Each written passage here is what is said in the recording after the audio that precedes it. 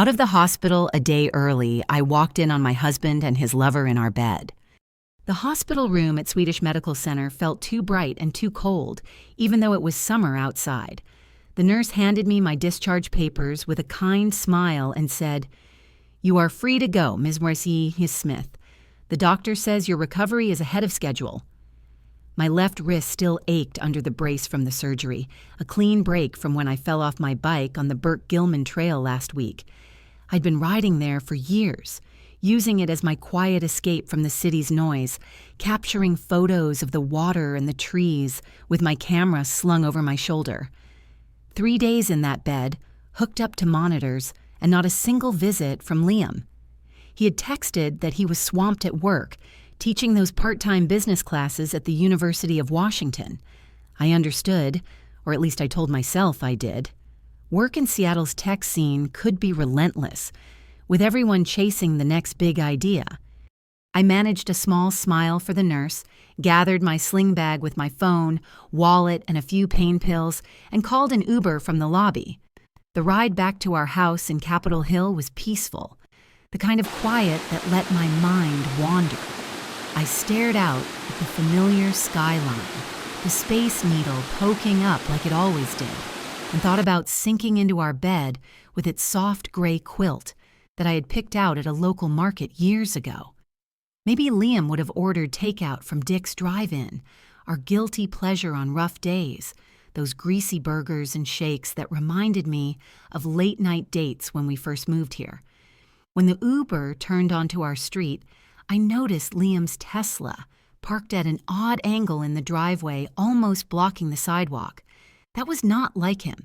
He was always so particular about lining it up just right, a habit from his days growing up in Bellevue, where everything had to look perfect.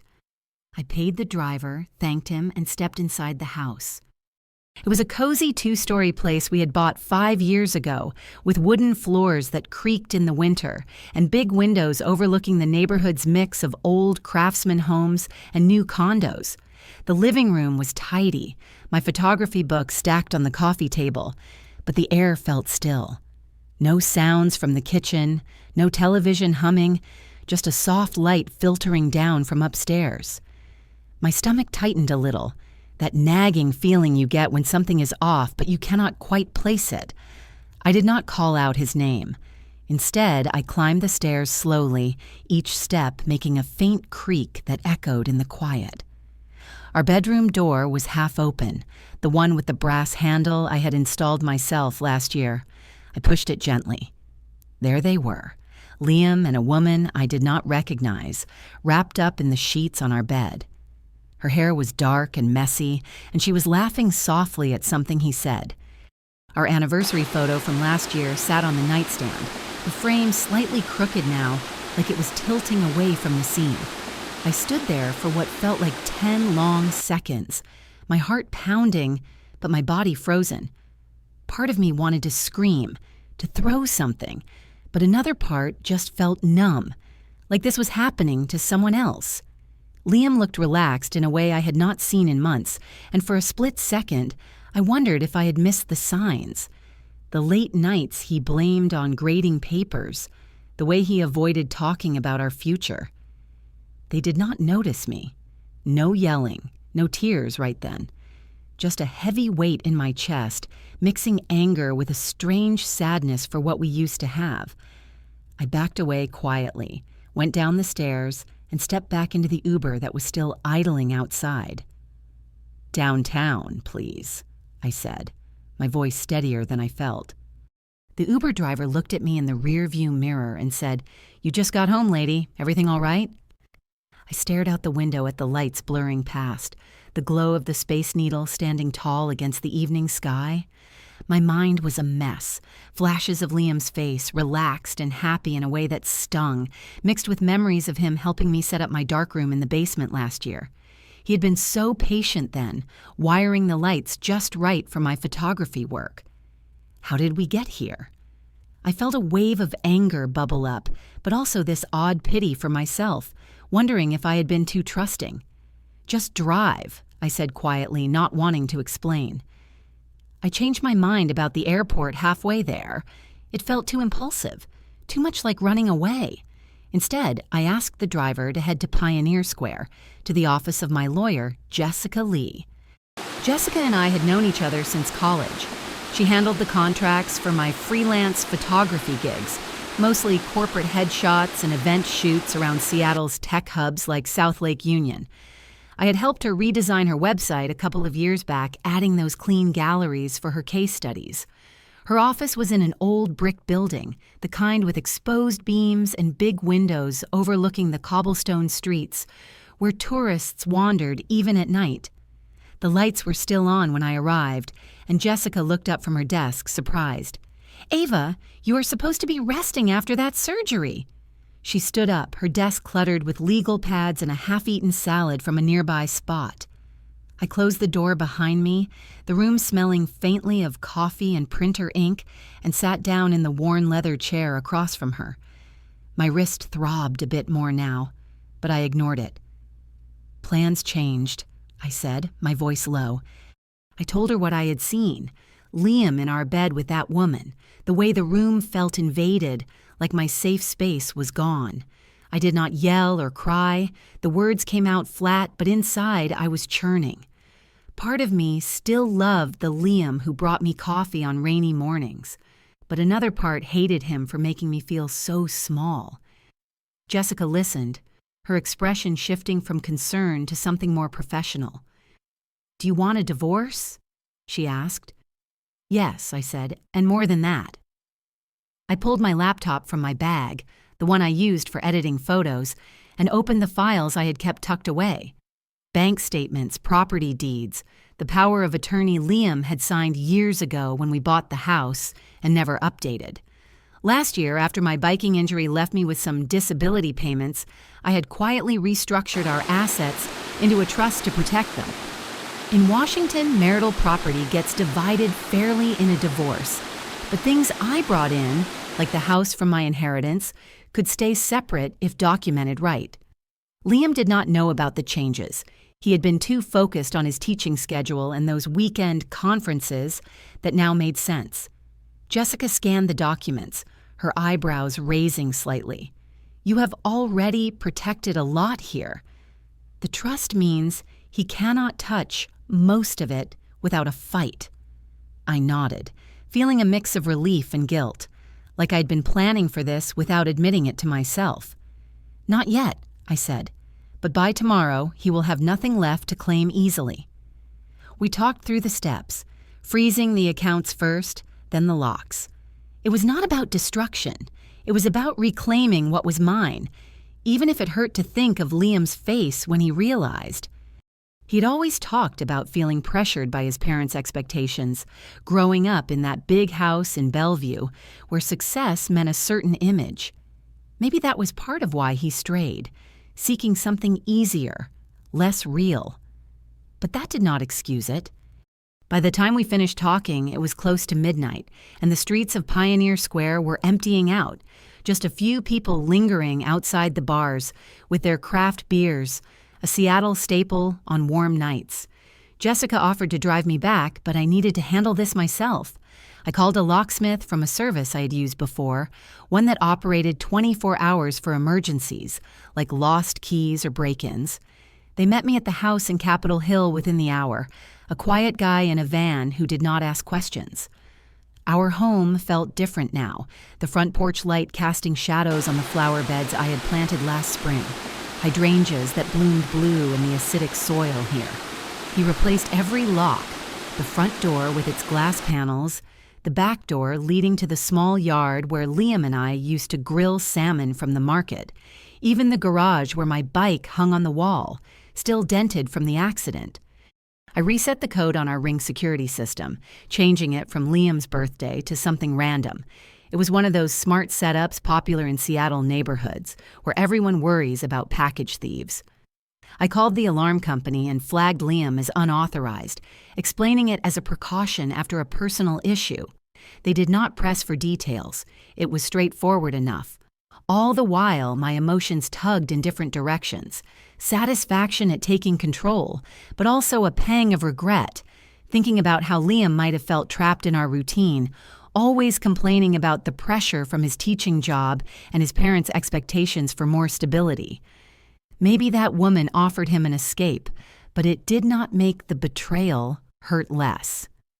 Next, I drove to the Chase branch on Broadway, one of those 24-hour ATMs with a night deposit, but I waited until morning for the full service.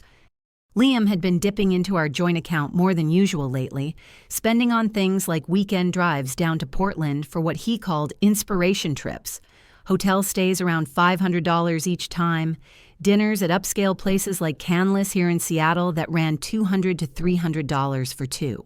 It added up to about $25,000 over the past few months, money we had saved for a down payment on a bigger place or my photography equipment upgrades. The account still had $18,000 left, a decent amount for a couple like us in a city where living costs are high, but it felt tainted now. When the bank opened, I showed my ID and the power of attorney documents. The teller, a young woman with a name tag reading Maria, nodded sympathetically as I explained I needed to transfer the funds to my private account, one Liam did not know about, set up after my injury to hold my disability benefits. Those payments came from private insurance after the biking accident 2 years ago, about $1,000 a month to cover lost work time, and federal law protected them from being divided easily in disputes. I cited suspected fraud to freeze any further access under Liam's name, which the bank processed quickly. It was a common step for joint accounts in situations like this. Maria said, "It happens more than you would think." And I believed her. Then there was the car. Liam loved that Tesla Model S, always polishing it on weekends and showing it off at the Fremont Sunday Market, where we would browse artisanal cheeses and coffee. We had bought it 2 years ago for around $85,000, but his credit was not strong enough back then, so it went in my name with a pre-agreed buyback clause from the dealership in case of issues. I called them from the bank parking lot and they arranged to tow it back later that day, refunding most of the value minus some depreciation. Fair under Washington state contract laws. By dawn, when Liam and his lover would likely try to return, the house would be secured, the car gone, and the cards linked to the joint account declined. I watched from a coffee shop across the street, a little place called Le Panier with its fresh croissants and strong espresso. The kind of spot where locals read the Seattle Times in the morning.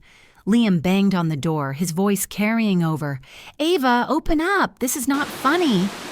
The woman looked confused, checking her phone, probably seeing a decline notification. Jessica pulled up in her Prius a bit later, handing me another coffee. "You good?" she asked. I nodded, feeling a strange calm mixed with exhaustion. "Let us go." The next morning, I woke up in a hotel room downtown, one of those basic places near the waterfront with thin walls and a view of ferries crossing Puget Sound. I'd not slept much, my mind replaying the scene in our bedroom over and over, Liam's easy smile with her, the way it made me question if I had been enough. I felt angry, sure, but also this lingering doubt, like maybe I had focused too much on my photography jobs, traveling to shoots in the San Juan Islands or covering events at the Seattle Center, and not enough on us.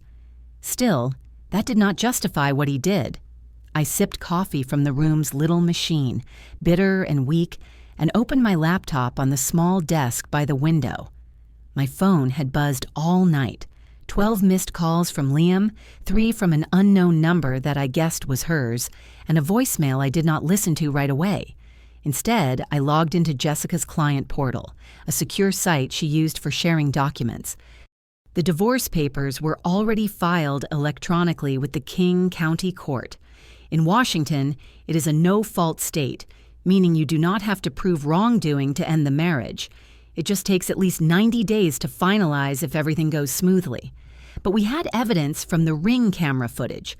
Liam had not even closed the blinds, and the video showed enough without invading privacy laws, which allow such recordings in your own home for security. I had also pushed for a civil suit to recover the $25,000 Liam had withdrawn without my knowledge. About $5,000 of that came from transfers linked to my disability benefits, which were protected under federal law through the Social Security Administration rules. They are meant for living expenses after injuries like mine, not to be siphoned off. Jessica explained it simply. Misuse of those funds could lead to restitution orders, where the court makes him pay back what was taken, based on bank records and timestamps. The suit named his lover, too. Her name was Victoria, a marketing adjunct at the University of Washington, and she had received Venmo payments from Liam totaling around $2,000 for what he labeled as weekends away.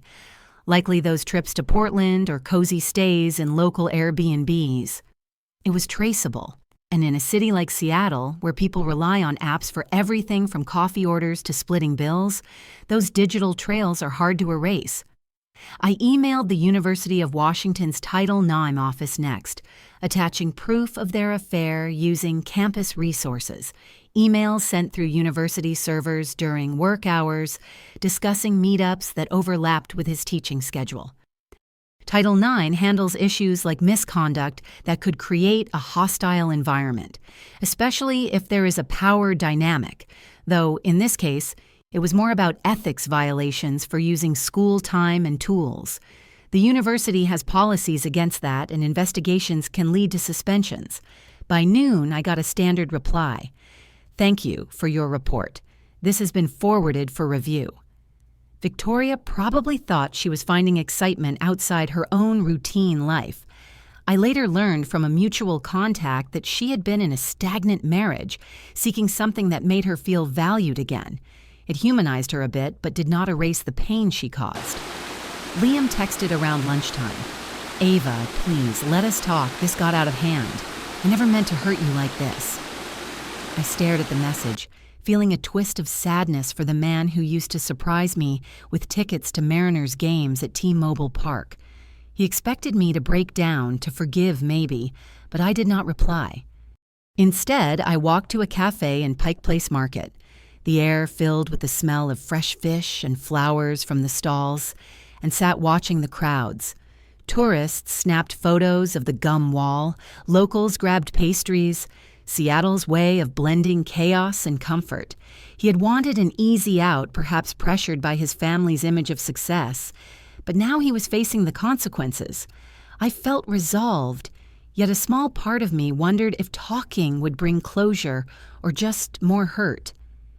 Liam's parents lived in Bellevue, across Lake Washington, in one of those spacious homes off Interstate 90 with manicured lawns and views of the water on clear days. I had driven that route many times for family gatherings, the bridge traffic always a reminder of Seattle's blend of nature and congestion. Their house was a modern 2-story with clean lines, large windows, and a kitchen where his mom, Nancy, liked to host brunches with quiches from local bakeries. They had always treated me politely but with a subtle distance, like I was the freelancer wife who did not quite fit their vision of stability. Liam's dad, Paul, worked in real estate, and they valued corporate paths over creative ones like my photography. That Sunday, I decided to go there, carrying a slim folder in my bag. My wrist was feeling a bit better, but driving still pulled at the brace, a constant reminder of my vulnerability. I felt a mix of determination and unease. Part of me wanted them to see the truth, but another part dreaded the confrontation, wondering if it would make me seem petty. Liam answered the door when I knocked, his face pale and unshaven, eyes widening. Ava, what are you doing here?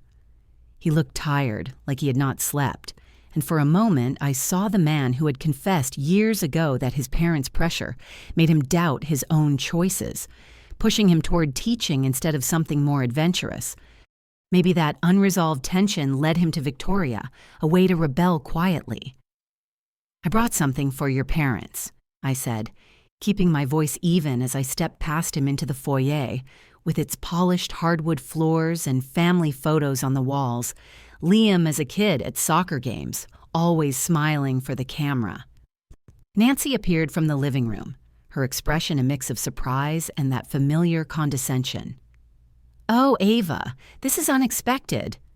Paul was in his recliner, reading a magazine about golf courses around Puget Sound, a hobby he pursued on weekends. I sat on the edge of the couch, the room smelling faintly of fresh coffee and the lavender candles Nancy favored. "I will not take long," I said, opening the folder. First, I handed them the bank statements detailing the $25,000 in unauthorized withdrawals, timestamps showing transfers for those Portland trips, around $500 for hotels like the Ace Hotel, and dinners at places like Canlis that added up quickly in a city where eating out is a social habit.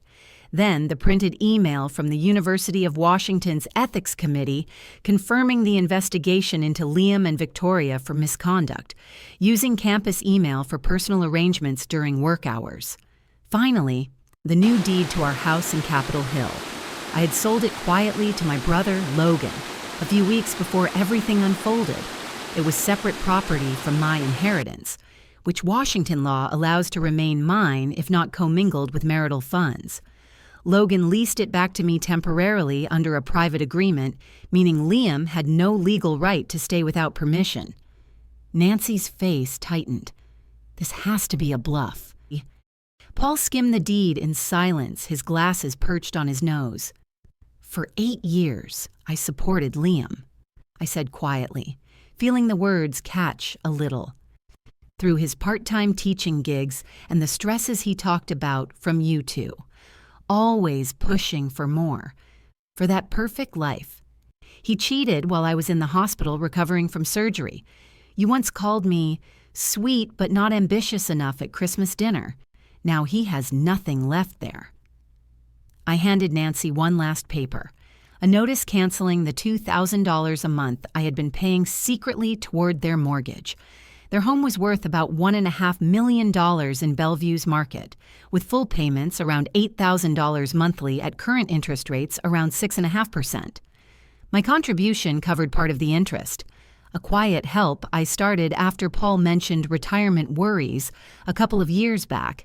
It was my way of fitting in, but now it felt like another string cut.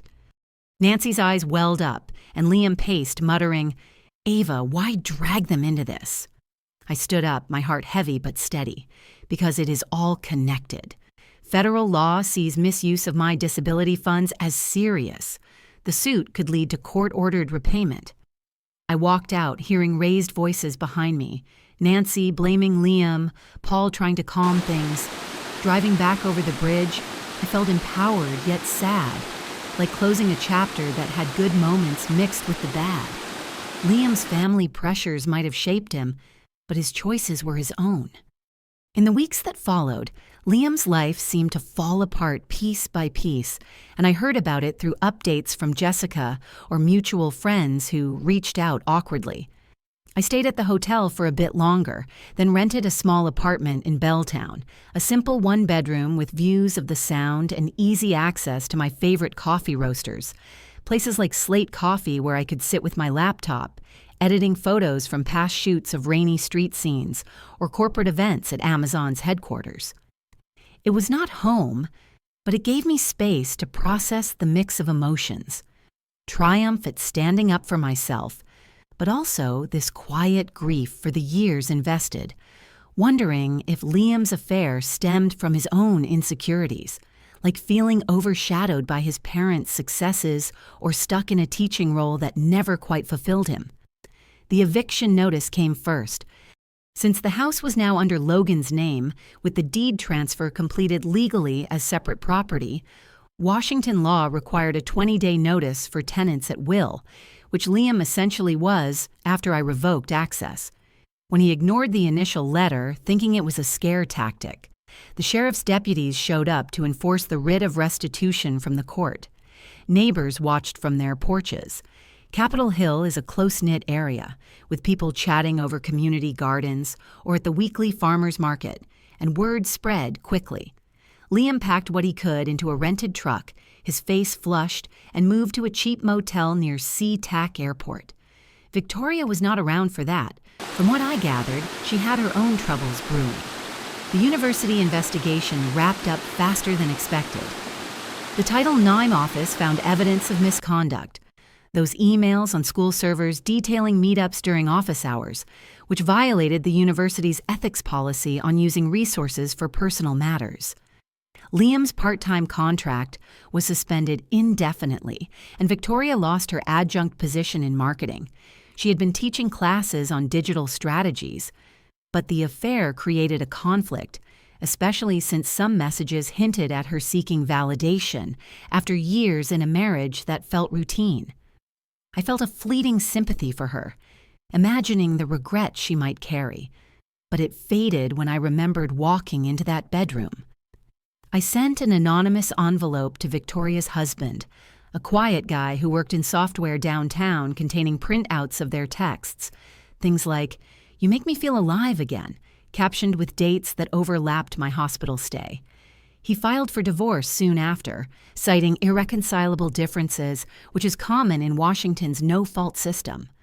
Liam's parents, meanwhile, slipped further behind on their mortgage, without my monthly $2,000 covering that portion of their $8,000 payment. In Bellevue's competitive market, homes like theirs carry high costs, and Paul's real estate work had slowed with the economy. They were 3 months delinquent, creditors calling, and Nancy stopped showing up at her book club, too embarrassed by the whispers. Liam ended up taking a warehouse job in Tacoma, loading boxes for an online retailer, a far cry from lecturing on business ethics at the University of Washington, where he used to pace the classroom in his favorite button-down shirts. The pay was enough for basics, around $20 an hour in a region where commuting across the Narrows Bridge eats into time and gas. He posted on X one day, a vague rant about unfair betrayal and life's curveballs, perhaps trying to garner sympathy from old colleagues. I created a burner account and commented simply, "Did you not cheat on your wife while she was in the hospital recovering from surgery?" It got likes and shares, his social circle shrinking as people distanced themselves. That night, he messaged me one last time, "Ava, why keep this going? Can we not at least talk?" I read it, feeling a pull of old affection mixed with firm resolve. The Liam who helped me through my injury recovery was gone, replaced by someone who chose escape over honesty. I blocked him. That was the end of hearing from him directly. A year has passed now, and I am in a better place, both in my head and where I live. I bought a cozy condo in Queen Anne, a one-bedroom with high ceilings and a small balcony overlooking Cary Park, where people gather at sunset to watch the city lights come on. It is steps from the park's famous view of the Space Needle and Mount Rainier on clear days, and I often walk there with my camera, capturing the changing seasons, the cherry blossoms in spring, or the foggy mornings that Seattle is known for. The condo has a bright kitchen, where I experiment with recipes from Pike Place Market, like fresh salmon with herbs from the stalls, and a corner for my photography setup, with natural light streaming in. I started biking again, slowly at first, sticking to the safer paths around Green Lake, where families picnic and runners circle the water. The accident left me cautious, but it also taught me resilience. I volunteer at Seattle's VA hospital a couple of times a week, helping with art therapy sessions for veterans, using photography to let them tell their stories, something that feels meaningful after my own brushes with injury and loss.